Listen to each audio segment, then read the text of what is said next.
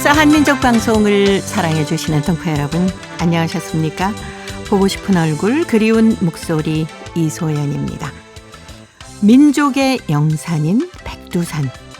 한국인들이 가장 가고 싶어하는 명소 중에 하나입니다. 그런데 이 백두산이요, 중국인들에게도 인기 있는 관광 명소라고 하네요. 그래서일까요? 요즘에 백두산을 찾는 분들이 아주 많다고 합니다. 하긴 저도 아직 백두산을 못 가봐서 꼭 한번 가보고 싶은 곳입니다. 백두산을 올라가는 코스가 여러 개 있잖아요. 동포 여러분이 살고 계시는 연변으로 가는 코스도 많이 찾고 있다고 알고 있어요. 이 백두산 관광이 인기를 끌면서 연변 지역을 찾는 분들도 늘고 있다고 합니다. 더 많은 분들이 백두산은 물론이고요, 연변 지역도 찾았으면 좋겠네요. 그리고 이렇게 중국을 통해서뿐만이 아니라 북한을 통해서도 백두산을 오를 수 있는 날이 하루빨리 오기를 기대해 봅니다. 자, 오늘 첫 곡 김혜연이 노래합니다. 백두산 천지.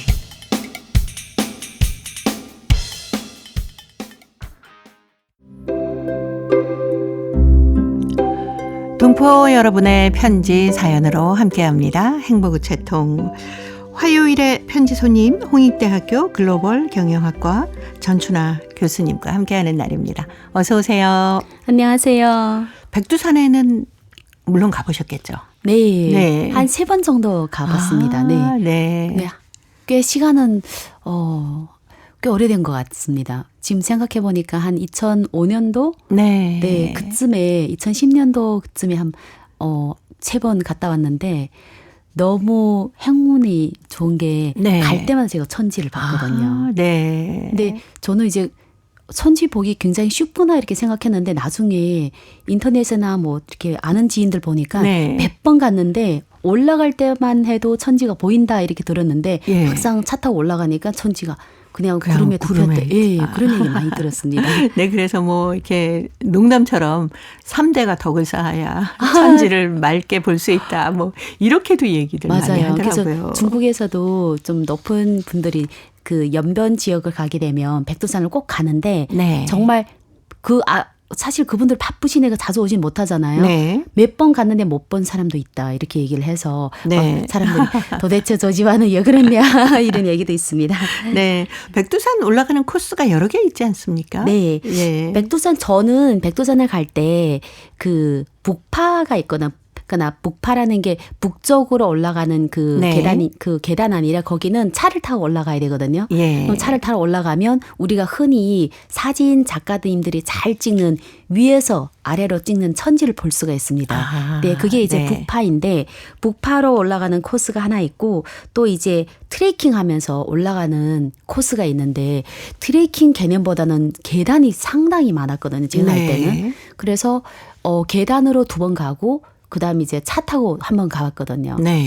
근데 정말 풍경이 다른 게 북파로 올라가면 위에서 천지를 내려다보는 건 물은 건드리지 못하지만 그냥 그 천지 보는 순간 감탄이 나옵니다. 그렇죠. 너무나 아름답고 근데 또 이 천지 물 옆에서 가게 되면 사실 이게 위에서 볼 때는 커 보이지 않는데 막상 또 밑에서 물 가까이 가면 저는 그때 느낌이 여름 갔을 때는 그렇게 느낌이 뭐 엄청 크다 이런 느낌 없었는데 10월 달에 간 적이 있거든요.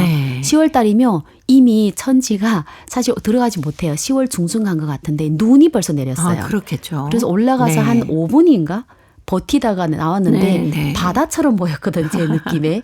바람도 너무 센 데다가 파도가 높고 해서 그래서 그런데 그 물 옆에 가서 물을 만지는 게 훨씬 더 기억이 많이 남습니다. 그래서 전지 혹시 가게 되면 시간을 좀 여유를 두고 북파에 올라가서 보고 또 다시 계단 타고 올라가서 전지 물 만졌으면 하는 바람이 있습니다.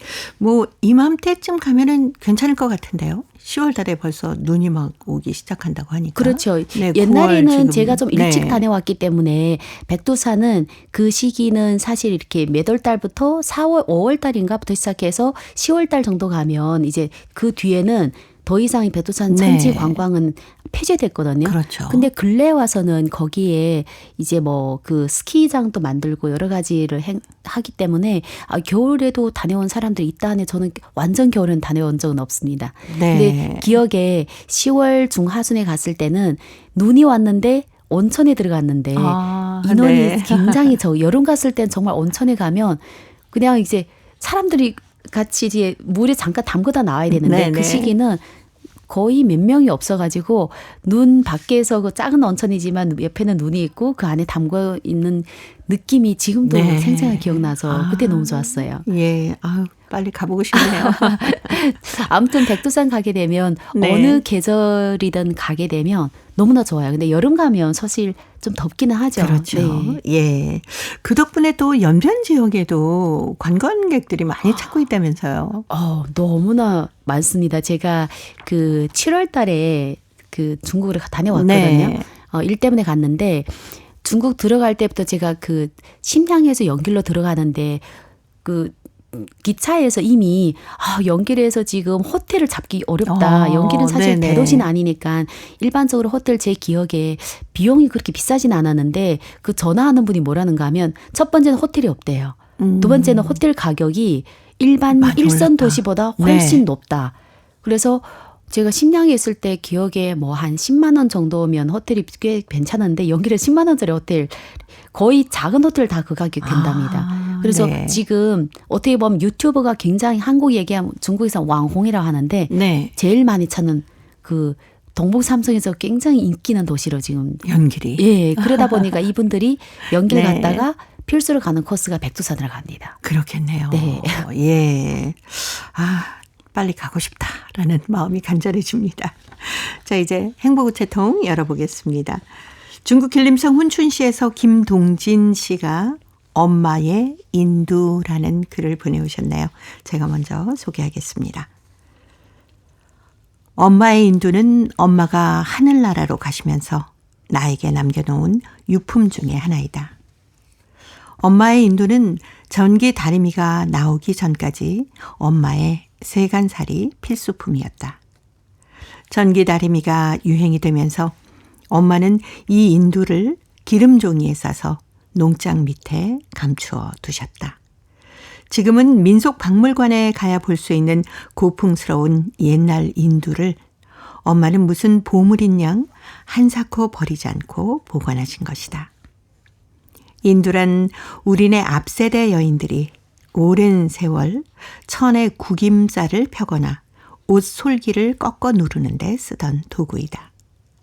엄마는 매번 깨끗이 씻은 옷을 다림질할 때면 이 인두를 화롯불에 꽂았다가 꺼내서 엄지와 식지로 찬물을 튕겨보고 뜨거운 정도를 가늠하신 다음에 혼소를 꽁꽁 눌러 바로잡아 놓으셨다.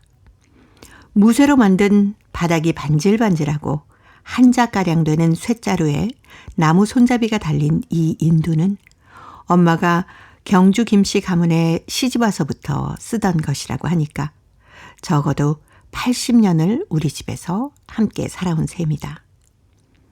가난을 밥 먹듯 하던 구질구질한 세월에 한 가정의 옷만이 아닌 마음까지 반듯하게 다려주시던 엄마의 인두.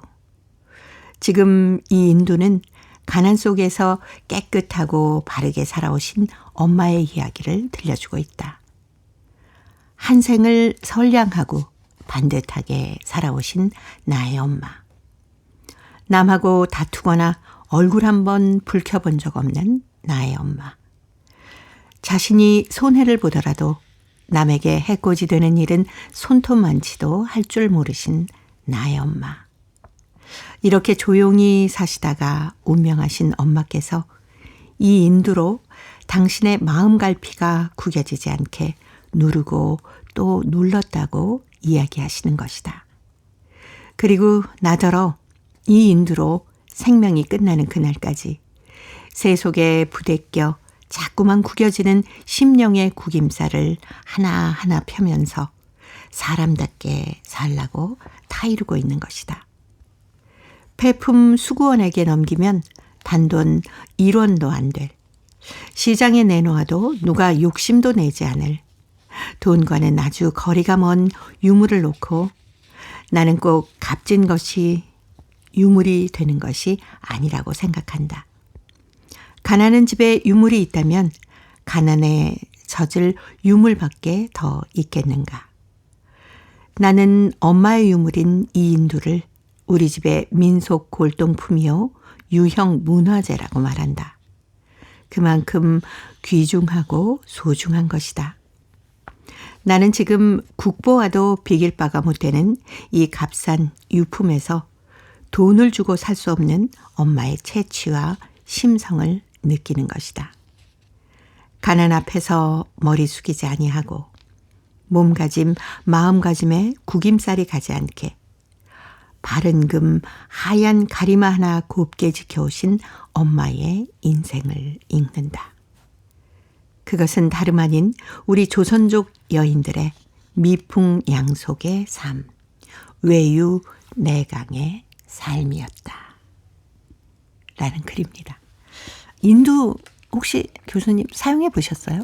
저는 인두는 사용해보지 않았고 네. 다리미를 사용을 했는데 네네. 인두는 본 적은 있습니다. 그렇죠. 근데 그거는 완전 저희 집에는 인두가 없었고 그 시골에 내려가니까 좀 나이가 있으신 네네. 그 할머니 집에 인두가 있는 걸 봤거든요. 네. 근데 인두를 사용하는 건 저 기억은 안 나는데 뭐냐 궁금했어요. 아. 네. 그래서 이전에 그 드라마에서 보게 되면 인두로 막 불에 놓고 찢는 왜 살 찢는 그거 있잖아요. 네. 그거를 보면서 이게 뭐지 이랬는데 보니까 칼라다. 그런데 네. 잠깐 이게 다리미 예. 하는 걸로 하는데 저희 집에는 인두가 없었던 것 같아요. 다리미 기억은 납니다. 예. 네. 아마 시골에 계신 연세가 많으신 분들은 많이들 사용하셨을 것 같아요. 맞아요. 예. 특별히 이제 한복을 조금 이제 네네. 할아버지들 이제 저희가 한 초등학교 들어가기 직전에는 시골 가면 양반 같은 할아버지들 계세요. 그 하얀색을 입고 다니는 네. 그분들의 한복 인두를. 입으시고. 예. 네. 주로 뭐 그 고름이나 예, 아니면 맞아요. 옷깃을 잘 여미거나 할 때 네. 그때 이 조그만 인두로 다림질을 했던 저는 할머니께서 그걸 사용을 하셨거든요. 그래서 보면서 너무 신기해서 나도 좀 한번 해봤으면. 저는 그러지 않아도 전기가 안 꽂아 있잖아요. 그래서 네. 이거를 불에다 집어넣고 꺼냈다가 하는가 아니면 그렇죠. 뭐 뜨겁게 해서. 네네. 지금 예. 생각하면 그 박물관에 가면 인두를 볼 수가 있잖아요. 그렇죠. 사람들 참 지혜로웠던 것 같습니다. 네. 근데 저는 이 글에서 김동진 선생님이 뭐 주름살 같은 옷에 이런 걸 피는 것도 인두지만 마음의 주름살도 곱게 펴주셨다라는 네. 어머니의 그 살아오신 삶이 참 아름답다라는 생각이 들어서 가슴이 참 뿌듯하고 뭉클하고 그러네요. 지금 보면 그 할머니나 어머님 중에서도 말씀 별로 없이 집안일을 하면서 그 우아하게 지금 생각하면 우리가 지금 TV에서 보는 그 우아함과 그 시절에 옷은 뭐 특별하게 돌출하지 않는데 머리를 곱게 이렇게 그렇죠. 이어얹고 네. 인두 쓰시거나 아니면 집안을 뭐 바느질 하는 분들 보면 그런 풍경을 요즘 보기가 상당히 어렵거든요. 그렇죠. 그래서 예. 오히려 그때 시절이 가끔은 그리울 때가 있습니다. 네. 그런 모습을 보면서 바로 산 교육이 되는 거잖아요. 네. 그리고 특별하게 뭐 하지 않았는데 그 모습 자체가 힐링이 되거든요. 조용히. 그럼요. 네. 네. 동네에서 보면 할머니가 머리를 곱게 은비누를 하나 이렇게 네. 딱 꽂고, 은비녀 꽂으시고. 예. 그리고 한복도 항상 깨끗하게 하얀색을 입고 앉아 네. 계시거든요. 근데 그런 분들 보면 다 뛰어다니다가도 인사하고 네. 말씀도 많지 않아요. 네. 그러면서 그 자체가 여성은 어떻게 생활을 해야 되고 집안 살림은 어떻게 이끌어가야 되는지를 네. 다 그대로 몸소 보여주시면서 생활하신 분들이지 그래서 않습니까? 어렸을 때는 집집마다 네. 보면 여성분들이 일도 하면서 집에 와서 심심할 때 막 문에 그 창문에 뭐 만드는 거 이런 걸 네, 그런 걸 네, 네. 비교했거든요. 근데 요즘은 그런 거 보기가 좀 힘들죠. 그렇죠. 수노이 하는 분들도 많았고 막 이랬는데 네. 술을 놓으시는 분들도 참 많으셨고 많았어요. 직접 그 한복을 네. 네, 만드시는 분도 많지 우리 않았습니까? 이모 시대 작은 이모 저랑 한 12살 차이인데 시골에 살았거든요. 네. 근데 이분들이 시집갈 때 베개 커버부터 시작해서 집에 이렇게 그럼요, 그거 다 그럼요. 수놓은 네. 다 본인이 했어요. 네. 근데 지금 우리는 바느질도 못해서 뭐 요즘에 가끔 보니까 단추를 어떻게 달아야 되는지 맞죠. 모르는 그런 젊은 친구들이 있어서 조금 안타깝기도 하더라고요. 그래서 여성미가 거기에 물론 이게 꼭 그건 아니지만 이게 네. 조용히 뭘 할 때 여성미가 상당히 나오잖아요. 지금은 그런 것보다는 이제 여성미가 달라졌죠. 예. 좀 더 적극적인 삶을 살아가는 것도 참 좋지만 이렇게 김동진 선생님의 어머니처럼 외유내강의 삶을 인도를 통해서 표현을 해 주셨는데 그런 삶의 자세도 참 필요하지 않나라는 생각을 오늘 엄마의 인도를 통해서 다시 한번 해봤습니다. 송가인의 노래 준비했습니다. 엄마 아리랑.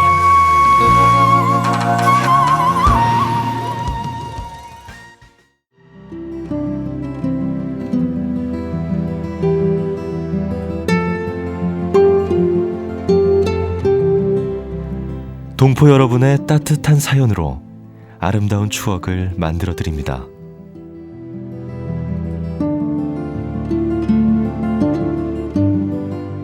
보내실 곳은 대한민국 서울특별시 영등포구 여의공원로 13 KBS 한민족방송 보고 싶은 얼굴 그리운 목소리 담당자 앞이고요.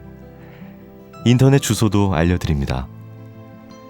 KBS 홈페이지 www.kbs.co.kr에 접속하신 다음 라디오, 한민족방송, 보고 싶은 얼굴 그리운 목소리를 순서대로 클릭하신 다음 청취자 참여 코너에 글을 남기시면 됩니다.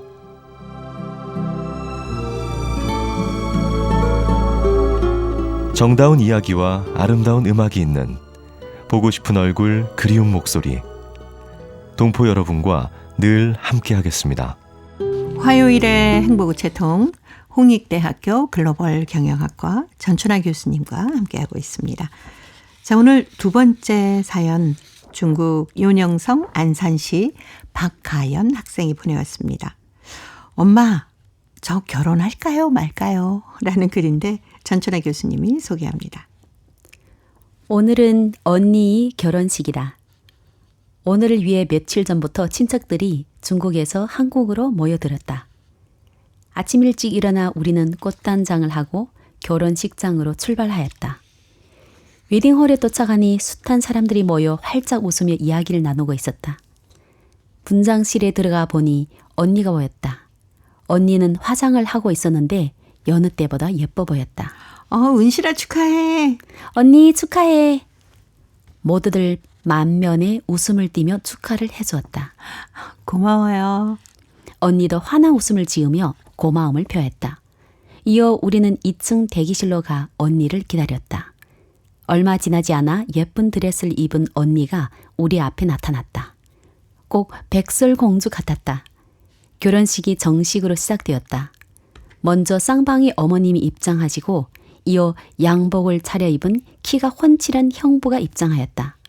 나중에 언니가 큰아빠의 팔짱을 끼고 입장하였다. 혼인 서약과 주례사를 진행한 후 신랑 신부가 먼저 큰아빠와 큰엄마께 절을 올리고 포옹까지 하였다. 그런데 큰엄마는 눈물을 흘리시는 것이었다. 이렇게 기쁜 날에 큰엄마가 왜 우시지? 이때 내 옆에서도 콧물 훔친 소리가 들렸다. 고개를 돌려보니 엄마께서 눈물을 훔치시는 것이었다. 엄마, 이 기쁜 날에 왜 그러세요? 아휴, 우리 한이도 이제 크면 아빠 엄마를 떠나게 될 거잖아. 금이야 오기야 하고 곱게 키운 우리 딸. 저렇게 보내는 거잖아. 그때 서러워서 어떻게 보내겠니? 눈물이 줄 끊어진 구슬처럼 엄마의 볼을 타고 두루루 흘러내렸다. 엄마, 그럼 저 결혼하지 않을게요. 엄마가 너무 불쌍해 보였다. 아이고 무슨 소리냐. 때가 되면 결혼해야지. 내 말을 들은 엄마는 이렇게 말하시는 것이었다. 나는 어안이 벙벙해졌다. 눈물 콧물 흘리시는 엄마가 내가 시집 안 가겠다면 좋아하실 거를 생각했는데 그게 아니네. 그런데 지금부터 아늑히 먼 훗날 내가 시집 갈 걸 생각하며 벌써부터 우시는데 이런 엄마 두고 내가 어떻게 시집 가지? 엄마, 저 결혼할까요 말까요? 귀엽기도 하죠. 네. 네. 만약에 따님이 지금 중학생이잖아요. 네. 엄마도 결혼할까요 말까요? 얘기하면 뭐라고 하시겠습니까? 지금 고등학생이니까 자기는 고등학생인가요? 그냥 결혼한다고 얘기하는데 네. 완전 어릴 때는 그러죠. 엄마랑 같이 산다고. 네, 같이 산다고. 아니면 또 더 어릴 때는 우리 옆집에 보니까 자기 아빠랑 결혼한다고. 어릴 때는 일단 엄마 아빠가 최고이니까. 네, 그렇죠. 근데 박가연 학생 편지를 보니까 언니가 이제 사촌 언니인데 네. 한국에서 결혼식을 했네요. 이런 경우가 요즘에 꽤 많더라고요. 저희도 생각해 보니까 그 이전에는 중국에서 있을 때 고향에서 하게 되면 친척들이 거의 다 고향에서 모이거든요. 네. 근데 지금은 제일 중요한 거는 친척들 중에서 연세가 좀 있으신 분들이 한국에 계시는 경우가 많아요. 그러다 그렇죠. 보니 네. 자식들도 이제 그 지역에 사는 거와 다른 곳으로 가다 보니까 명절 때 되면 춘절 이때 되잖아요. 한국에서 친척들 거의 다 볼 수가 있습니다.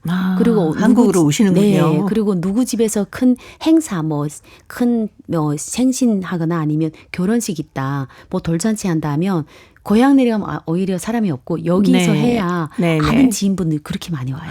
그렇죠. 네. 지인분들도 많이 와 있고 가족들이 일단 많이 와 계시니까. 그렇죠. 제 아는 친구도 보니까 그 동네에서 행사에 그러니까 팔순 잔치를 하는데 그곳에 가니까 고향에 내려가서 이제 동네에서 도는 것보다 이곳에 오니까 한 번에 다 본대요.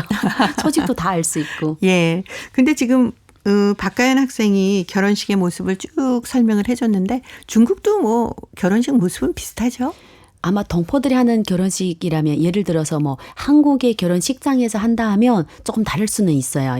왜냐하면 한국 결혼식장은 그 식장 안에서 직접적으로 노래하고 춤추고 이렇게 식사하는 것보다는 식사는 하죠. 네, 식사는 네. 하지만 조용하게 진행하잖아요. 그렇죠, 근데 그렇죠. 중국 동포들은 일단 가수도 초청하지만 본인 이 친척 중에서 꼭 가수가 있어요. 노래를 잘하는 일반 분들. 네. 그리고 신랑도 노래하고 그러니까 완전히 이게 노름판이 되는 거죠. 굉장히 즐거워요. 아주 흥겨운 자리가 네. 되는군요. 그리고 이 타이밍에 이 자리에서는 대부분은 한 집만 결혼하는 경우가 많아요. 네. 그래서 아침부터 저녁까지는 아니래도 한 오후까지는 예. 실컷 놀다가 예. 그러다 보니 저희는 보통 이제 결혼식장 갈 때면 결혼식도 재밌지만 그 뒤풀이 하는 거가 네네. 너무 재밌어서 갈 때가 있거든요. 예. 자, 이런 즐거운 결혼식 자리가 많이 생겨야죠. 그래서 요즘에 그렇잖아도 2세가 자꾸 줄어들고 있다라고 하는데 맞아요. 정말 결혼할까요 말까요 하지 말고 꼭 결혼했으면 하는 바람이 듭니다. 아마 박가연 학생이 엄마 저 결혼할까요 말까요 했을 때 엄마의 가슴이 심쿵하셨을 것 같아요. 그렇죠. 결혼을 할까요 말까요 하면 네. 부모님들 아직까지는 꼭 결혼을 해야 된다. 그렇죠. 이런 생각 가지고 있으니까 네. 아마 아름다운 결혼을 할 겁니다. 예. 성시경이 불러주는 넌 감동이었어 들으면서 홍익대 글로벌 경영학과 전춘하 교수님과는 또 다음 주에 뵙겠습니다. 고맙습니다. 감사합니다.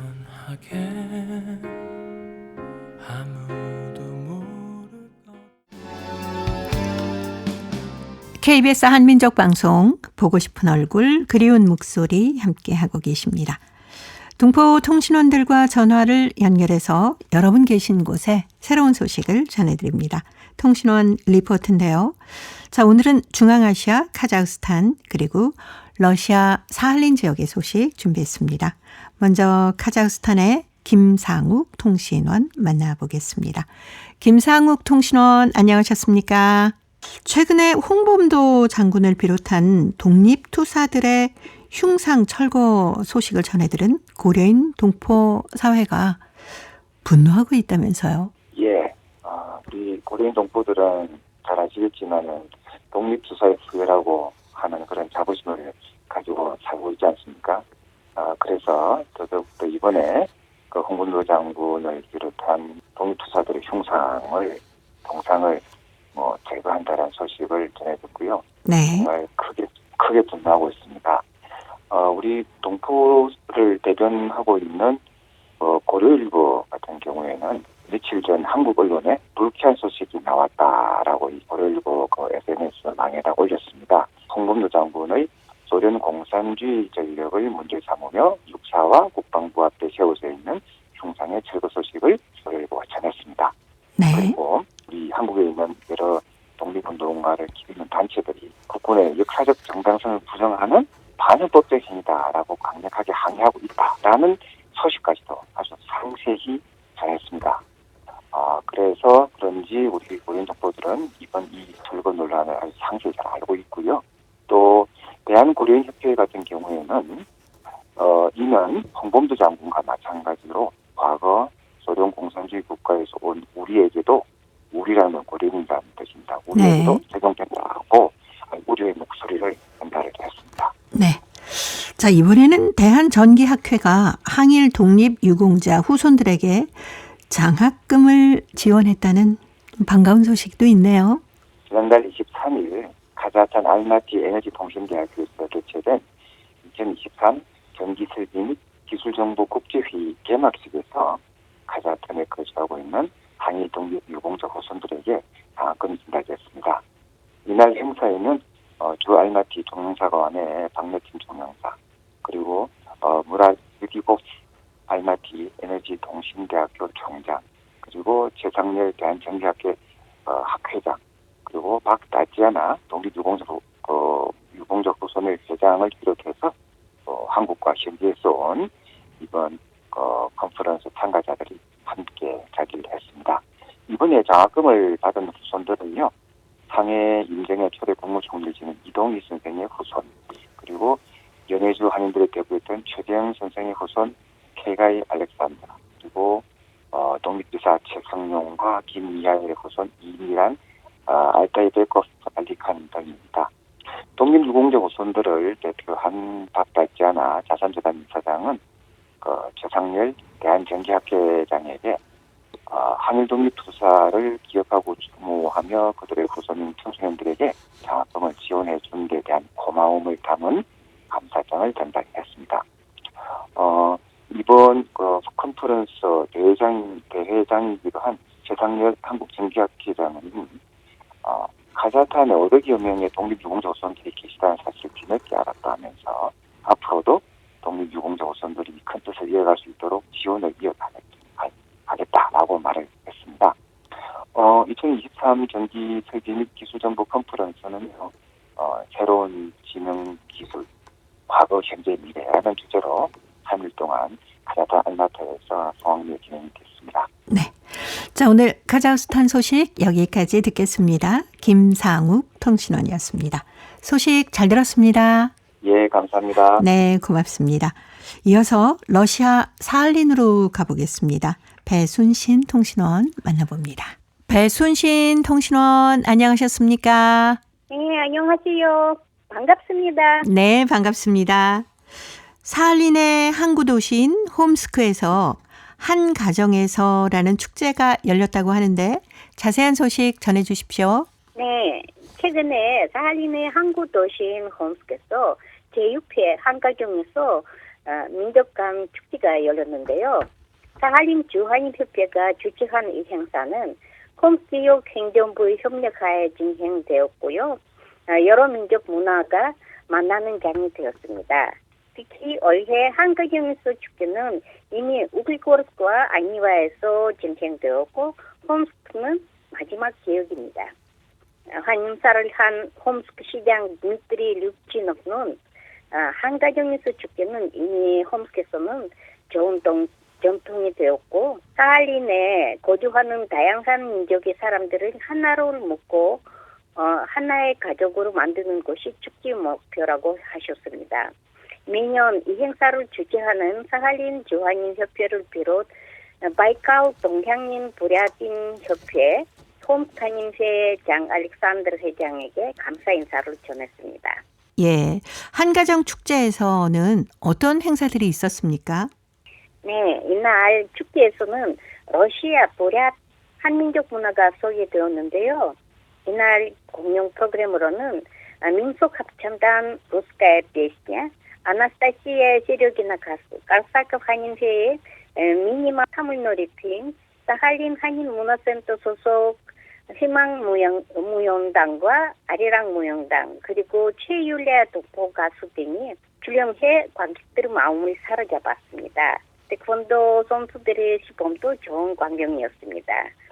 사할린 국립 네, 오문 역사 및 동양학 대학에서는 한국어를 배우는 학생들은 한민족 공예 활동 교실을 열었고, 한인회 측에서는 짠새, 왕만두와 부침개 요리 교실을 진행했습니다. 맑은 날씨에 명절 분위기를 안겨주는 축제는 많은 시민들에게 좋은 추억으로 되었습니다. 네, 오늘 사할린 소식 여기까지 듣겠습니다. 배순신 통신원이었습니다. 소식 잘 들었습니다. 네, 감사합니다. 네, 고맙습니다. 사할린의 항구 도시인 홈스크에서 제6회 한 가정에서 축제가 열렸습니다. 여러 민족의 문화가 만나는 장이었다고 하는데요. 한 가정에서 축제는 이미 홈스크에서는 아주 좋은 전통이 되고 있다고 합니다. 사할린에 거주하는 다양한 민족의 사람들을 하나로 묶어서 하나의 가족이 되는 것이 축제의 목표라고 하는데요. 이 축제에서는 러시아, 브라트, 또 한민족 문화가 소개됐다고 합니다. 공연 프로그램에 민속 합창단이 출연을 했고요. 그리고 코르사코프 한인회의 미니말 사물놀이팀, 사할린 한인문화센터 소속인 희망, 그리고 아리랑 무용단, 최율리아 동포 가수가 출연을 했고요. 태권도 선수들의 시범도 볼 수 있었다고 하네요. 가을의 명절 분위기를 돋구는 아주 좋은 추억을 만들어준 축제였다는 사할린 소식이었습니다. 자, 이제 퀴즈를 통해서 대한민국의 역사와 문화까지 배울 수 있는 퀴즈 한마당 이어드립니다.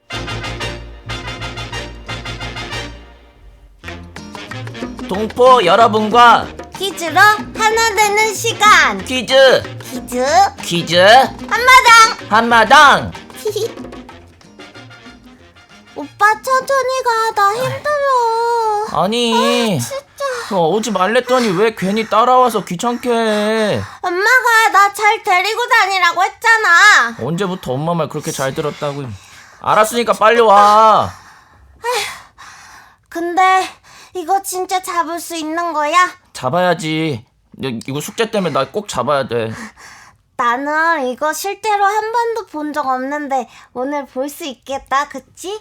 너는 근데 방해하지 말고 그냥 가만히 있어. 왜? 나도 잡을 거야. 나도 이 책 가져왔단 말이야. 너는 이거 어떻게 생긴지도 모르면서 이걸 어떻게 잡아. 오빠가 알려주면 되지. 나는 내 거 잡기 바쁘니까 너는 너 닮은 메뚜기나 잡고 있어. 이거 그거 아니야? 이건 그게 아니라 얘는 나비야, 나비. 너 나비도 모르냐? 저거 나비였구나. 나비 잡을 수 있었는데. 오빠, 이거 혹시 그거 아니야? 왜 또? 저기 저거. 맞네, 맞네, 저거. 진짜? 야, 내가 잡을 거니까 가만히 있어. 알았어. 꼭 잡아. 자, 기엇! 잡았다! 이거 봐. 진짜 오빠 여기! 다 잡았는데 너 때문에 놓쳤잖아. 너가 뭐 어땠다고? 아니 이거 그냥 여기 이렇게 딱 날개 잡으면 되는 건데 네가 이렇게 떠들어갖고 막 정신없이 하니까 날아갔잖아. 미안해. 진짜 나 어떡해. 간신히 잡았는데. 뭐라고. 근데 이게 뭔지 여기 뭐 들어있기는 한데. 뭐가 들어있어? 봐봐. 여기. 뭐 어디? 뭐야, 뭐 잡았어? 뭔지 모르겠는데 이 책 안에 뭐 있는 것 같아. 내가 확인해 볼 테니까 가만히 있어. 응. 뭐야 이거. 뭐 여기 이렇게... 이 안에 있잖아. 뭐야, 팔이 아니야 이거? 뭐야 이거? 이거. 야, 이거 그거야. 이게 맞아. 진짜? 내가 이거 진짜 잡은 거야? 이거 그거 아까 내가 잡았다가 놓친 거 네가 잡은 거네. 그러니까 이거 내 거야. 그래도 내가 잡은 거잖아. 그래갖고 내가 잡은 거잖아. 그래, 네가 잡았어. 네 거 해. 이거 오빠 줄게. 갑자기? 오빠 숙제잖아. 나 이거 오빠 때문에 나는 이거 잡은 것만으로도 좋아. 정말? 응. 오빠 가자. 고마워. 자.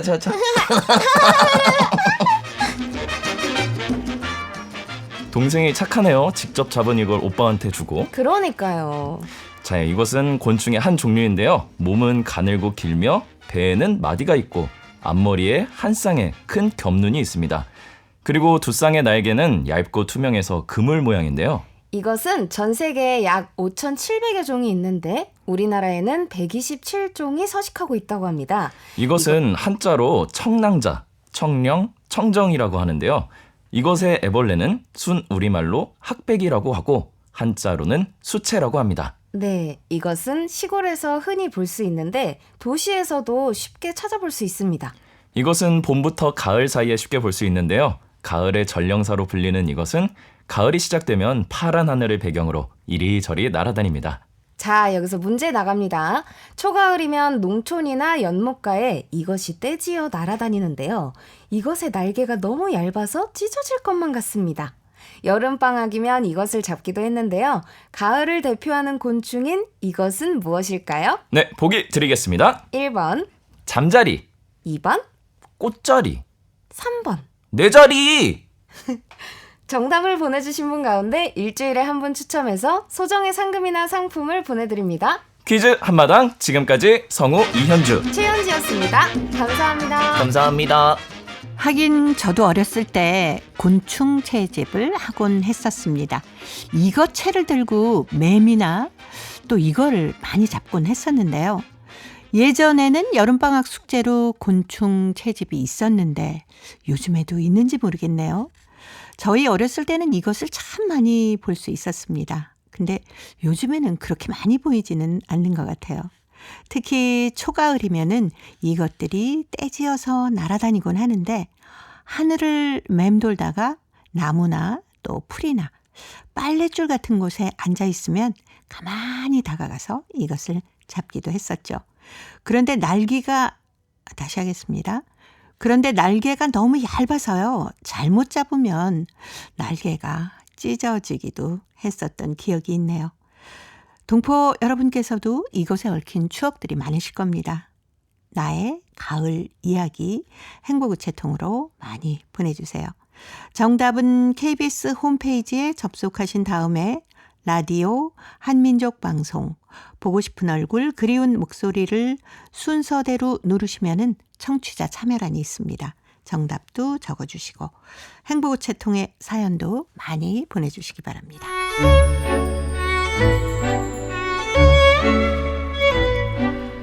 고려인들의 역사를 재조명하고 그들의 삶의 애환을 살펴보는 시간 고려인 이야기 사단법인 고려인 마을 역사유물전시관의 김병학 관장님 전화로 만나봅니다. 관장님 안녕하셨습니까? 네, 안녕하십니까. 지난 시간에 저희가 월곡 고려인 문화관에서 열리고 있는 노력 영웅 김만삼 특별전에 관한 얘기를 잠시 들었습니다. 이 전시회 좀 다시 한번 소개해 주십시오.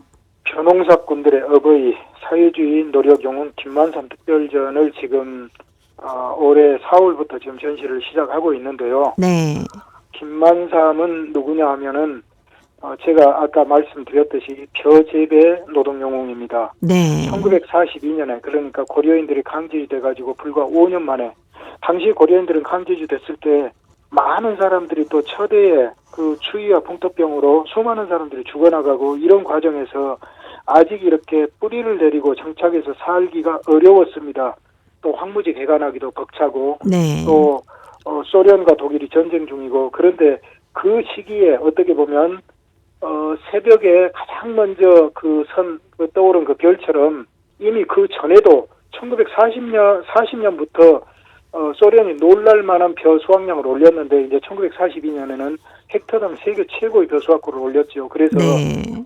고려인들에게 당시 강제주로 절망에 빠졌던 고려인들에게 새 희망을 안겨주고 우리도 정착해서 뿌리 내리고 죽지 않고 잘 살 수 있을 것이다.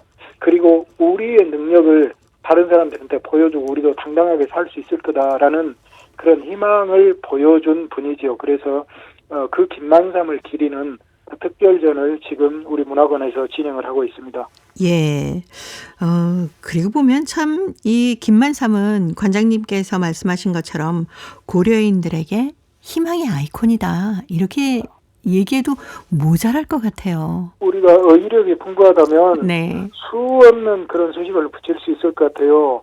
희망의 아이콘, 아침에 떠오르는 첫 샛별, 네. 희망의 등대, 저는 뭐 특별한 말이 없어서 제가 희망의 아이콘이라고 이름을 붙였는데 네. 아마 우리가 상상해 볼 수 있는, 그러니까 또 반복하는 이야기지만은 가장 중요한 게 김만삼이 세계 최고의 벼수학고를 올린 것도 중요하지만은 네. 그걸 통해서 강제주에서 절망에 빠진 고려인들에게 희망을 주고 예. 우리도 잘 살 수 있고 우리도 살 수 있고 여러 가지 그 어떤 새 삶에 대한 의욕, 이제는 강제주의 그 처참한 그 어떤 그 고통 속에서 벗어나서 살 수 있는 어떤 계기를 만들어준 네. 그런 분으로서 정말 손색이 없는, 그래서 김만삼은 어찌 보면 홍범도 장군과 함께 전설적인 인물로 남아 있을 수밖에 없고, 또 고려인들이 지금까지도 그때 1944년에 만들어진 김만삼에 대한 노래를 지금도 자랑스럽게 부르면서 이 고려인들이 자기들의 그 정체성을, 고려인으로서의 자긍심을 지켜왔다는 것에 있어서 김만삼은 고려인들에게 희망의 아이콘이 확실했습니다. 예. 김만삼을 통해서 당시 고려인들의 생활상도 그대로 엿볼 수 있겠네요. 그렇죠. 김만삼을 통해서 볼 수 있는 첫 번째 생활성이라는 것은 강제주 직후에 그 두 가지, 생존을 위한 노동과 어떻게 보면 새 희망을 놓고 미래를 향한 노력, 그야말로 당시에는 강주 때 그렇게 어려운 시기였는데 그때 그분들의 노력은 그야말로 피땀을 쏟은 노력이라고 볼 수 있을 겁니다. 예. 더구나 당시에 김만삼이 벼재배 그 집단 농장을 건설하고 했던 당시에는 전쟁이 일어나가지고 젊은이들은 전쟁터로 끌려갔는데 고려인들은 적성민족, 그러니까 소련의 적대적인 민족이라고 해서 배반할지 모른다 해서 전쟁의 군인으로 받아주진 않았지만 대신에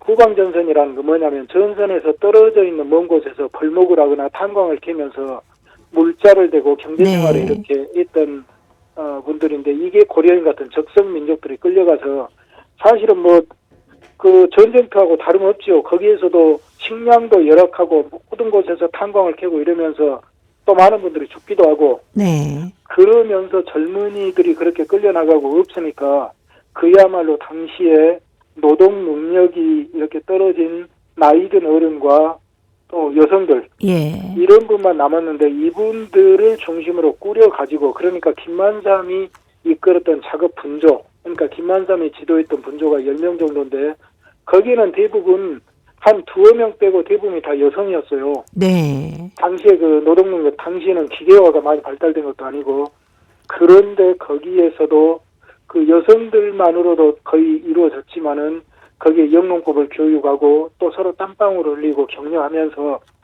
세계 최고 벼수학고를 올린 것은 당시에 이 고려인들의 생활상이 정말 불철주야, 피땀 흘리면서 그래도 미래를 위해서 희망을 갖고 노력했던 그 단면이 네. 그야말로 대표적으로 이렇게 절절히 드러나는 모습이라고 볼 수 있겠습니다. 예.